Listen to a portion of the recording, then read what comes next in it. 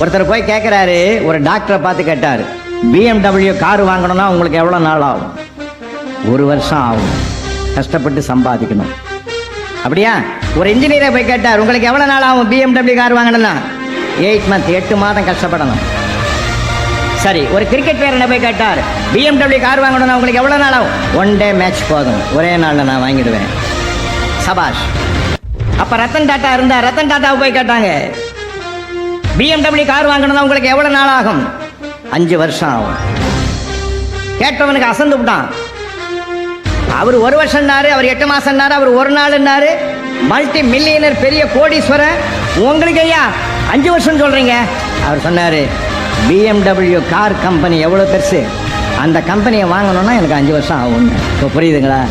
நம்ம எண்ணம் எப்படியும் உயர்வா இருக்குமா? தெளிவாக பை, நல்லா இருக்க எண்ணம் உயர்வாக பை, நல்லா